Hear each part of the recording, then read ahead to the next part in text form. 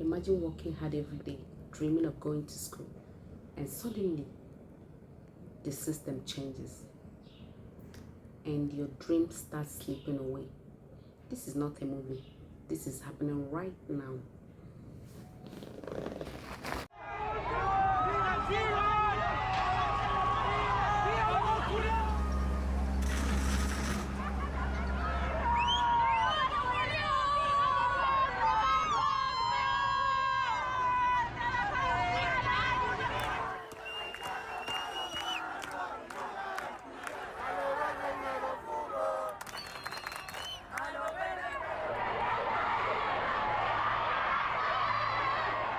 The studies found that black students in the Toronto District School Board face greater academic hurdles. For instance, one researcher found that black girls face a disproportionate level of discipline in school, based in part on negative stereotypes. I said, my research specifically looks at black girls. The teacher responded, what is it with these girls? Why are they so aggressive? Why are they so angry? PhD candidate Olivia Bernard says she experienced this when she immersed herself in a high school in the Black Creek neighborhood from 2021 to 2022. She also found that more low-income job courses were geared towards students in low-income neighborhoods. A teacher said that they kept pushing for gifted programs to be at the school, Black Creek High School, and they were receiving pushback saying, we're not offering that. Professor Ahmed Ali-Imi at U of T also conducted a study that found anti-black racism and Islamophobia persist in Rexdale high schools after interviewing dozens of black and Muslim former TDSB students. Being seen as Muslim women, oppressed, hijab and so forth, the males were seen as sort of terrorists, looked at a particular sort of way. But he and Bernard believe there are solutions, including hiring more black teachers and improving anti-black racism training for TDSB staff. Better anti-racist training guides as well. So not just having something for you to watch or spending a day to deal with this. Actively dealing with it on a daily basis, on a quarterly basis as well,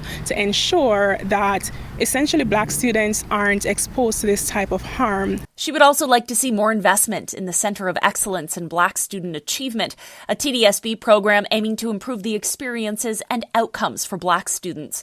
And despite the findings of Ali-Imi's study, he's staying positive. I'm very hopeful, very optimistic for our youth. It's not our youth that's the issue. It's how we socialize them, how we engage them, and how we inspire them, essentially. We reached out to the Toronto District School Board, but did not hear back in time for this broadcast.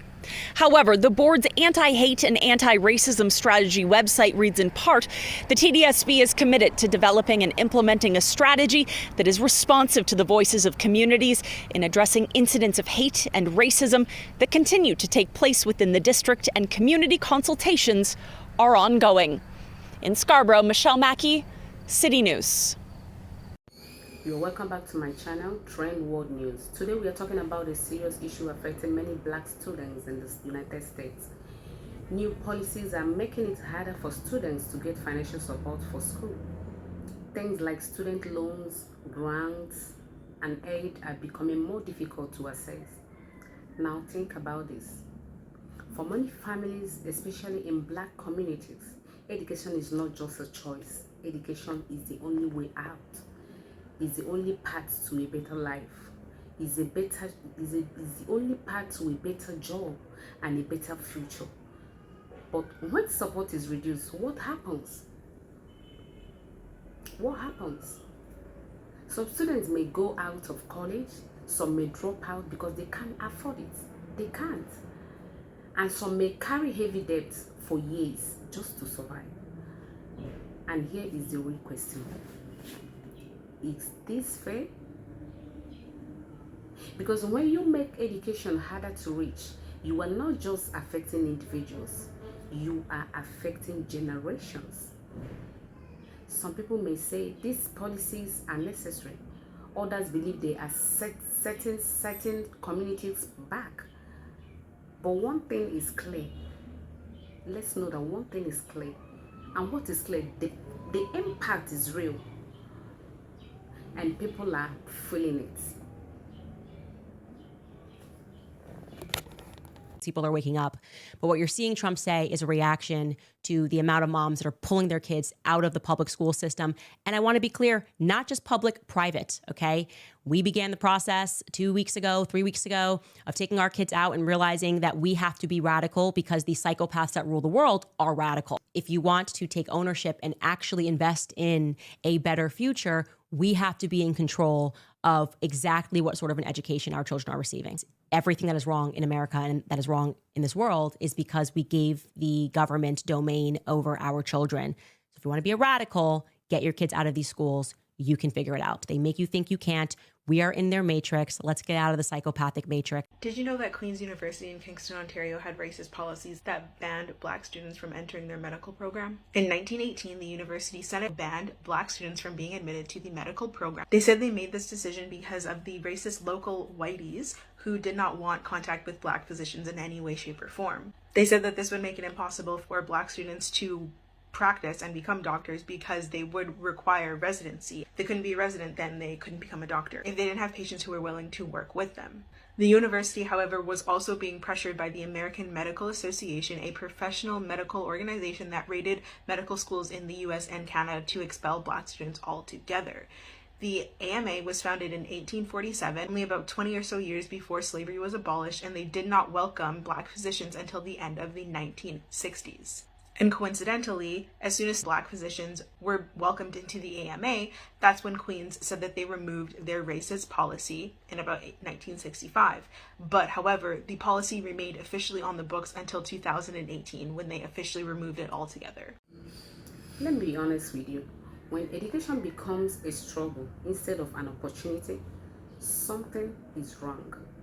Because no matter where you come from, everyone deserves a fair chance to learn, to grow, and to succeed. So I want to ask you, do you think this is right? Or is this another barrier being created? Let me see your thought in the comment section.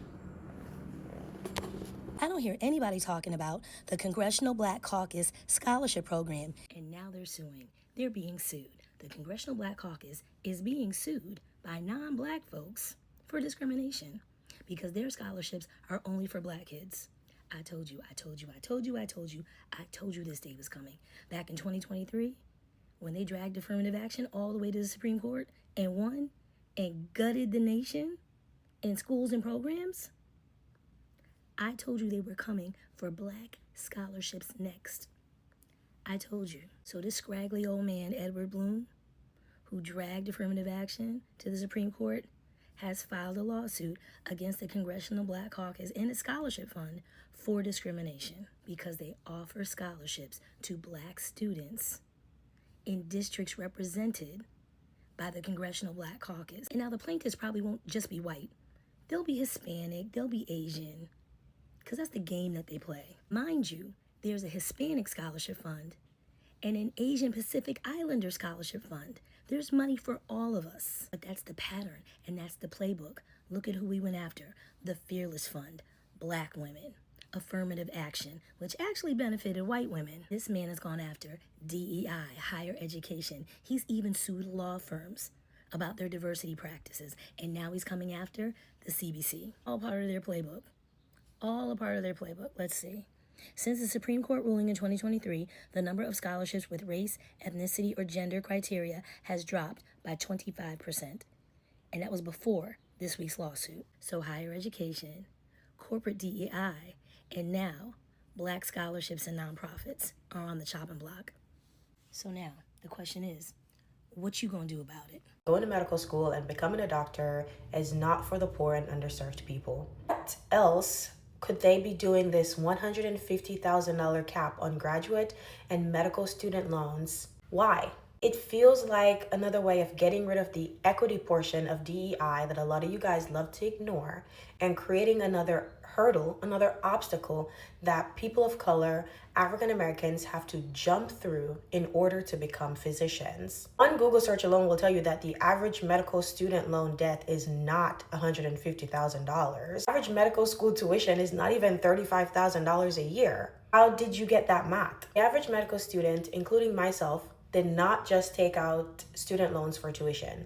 We took out student loans for room and board because we unfortunately weren't privileged enough to have family members who could afford our rent and our groceries while we were in school, and we sure as hell could not work. Already a shortage of doctors in the United States, and you're making it harder by one, putting a stop to J1 visas, and then two, you're putting a cap on how much student loans. What are we doing here? Okay, this is more than a news. This is about people's future. If we stay silent, nothing changes. Then if we talk about it, question it, and share it, change can begin. Tell me what you think in your comments. And if you want to read stories like this, don't forget to follow this channel, because here we don't just watch the news, we understand it. Thank you for watching.